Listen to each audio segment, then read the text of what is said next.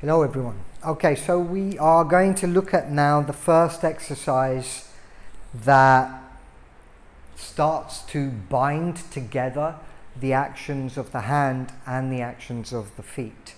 And if you've been watching some of the earlier videos, what we're looking at in particular here, we're not going to use a sabre. We're going to reduce the actions of the hands to a simple two-handed push in this manner, which represents the extension of the sword towards the target as the apex of the cut, right? So as you do this, that represents doing a full cut with the sword, but I don't want you to, in this exercise, have to deal with the intricacies of a particular wield or a particular parry or a particular cut. I just need you to have that in your mind. There is a trigger that fires your hands, and that trigger has to synchronize with what's happening in the feet, because without the feet supporting the work of the hands are going to fall short, right? So we're going to use, in this particular exercise, this is tiger and leopard leaping into the mountain, and this is a very classic movement from the Tai Chi. It's a beautiful thing. It's an immediate self-defense translation, but in this particular exercise we're using it to help you synchronize your hands and your feet, and you should, if you're practicing the form, you should, when you're past doing the form like a square thing, you should start to have it round and sort of all harmonized, and you'll find that the hands and the feet, they have to work together. They coordinate and they communicate.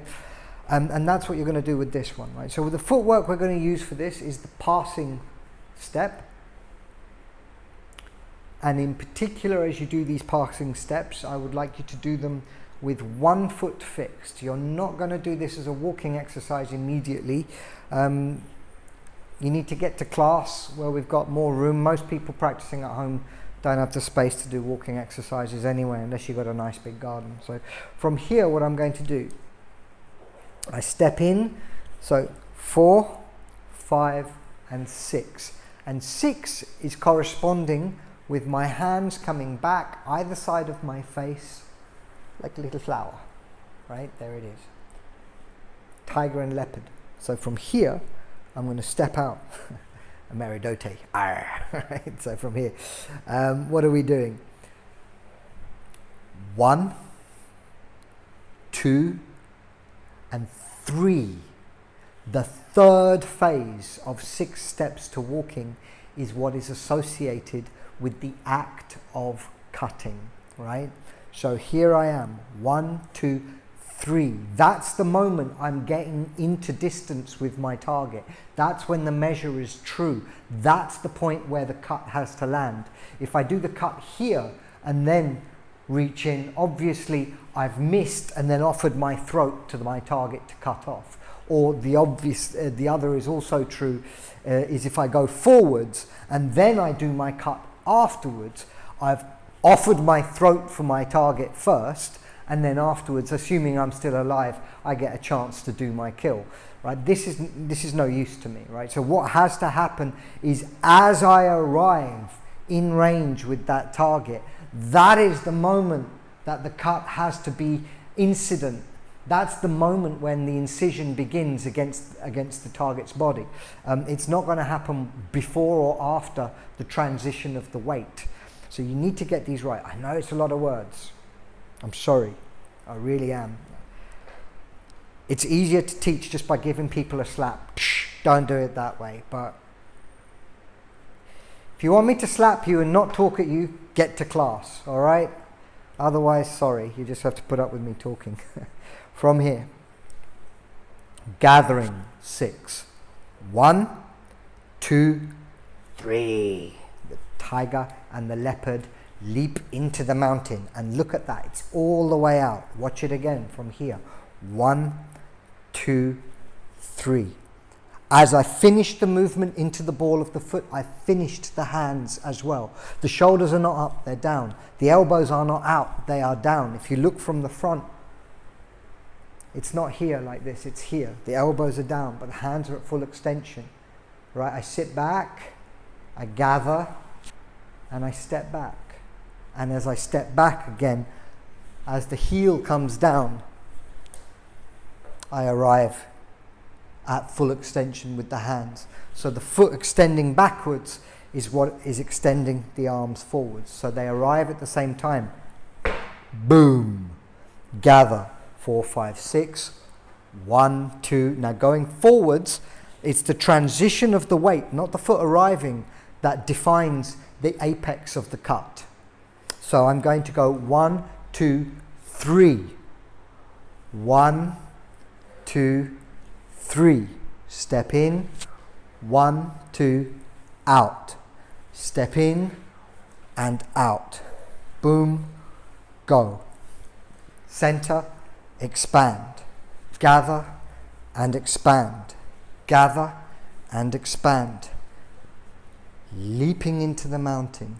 Gather and expand. Gather and expand. From the front, changing sides. Gather and expand. Together. The hands are at the minimum when the feet are at the minimum. The hands are at maximum when the feet are at maximum. And they make the change together.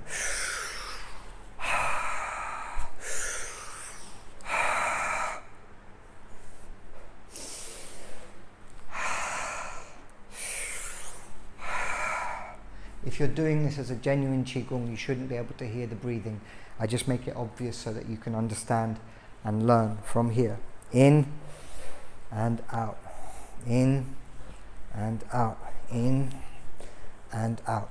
Out completes together. Hands and feet together. In and out. You see the foot and the hands completing together. In, out. In, out. It's the same thing. Right? You play this. You do 100 on each side. And when you can do it without thinking, and you, again, your 5 foundations here, they've got to be right. So if you're ending up like this is not a good look, right? If you're ending up like this, your chest lifting up and going back this way, where are the foundations? Head in line with the back leg, right? Root down through the ball of the front foot. Breathe to the belly. Relaxed. Relaxed. Tiger and leopard, leaping into the mountain. Gather. Express. Gather and express. In and out. Keep it small. Keep it discreet. You want to do 20 on one leg? Fine. I strongly recommend you do them going through, because it develops the tissues of the leg to a deeper level.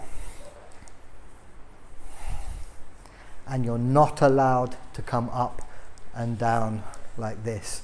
You'll notice that I keep the same height of the hips throughout the exercise. And ladies and gents, if you're struggling with that, you're here too soon.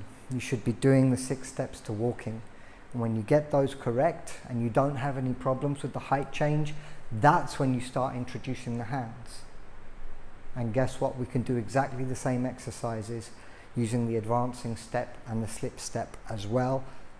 But you know, you don't need to be shown that. It's so straightforward. You can just work it out by yourself, or you can come to class and ask me.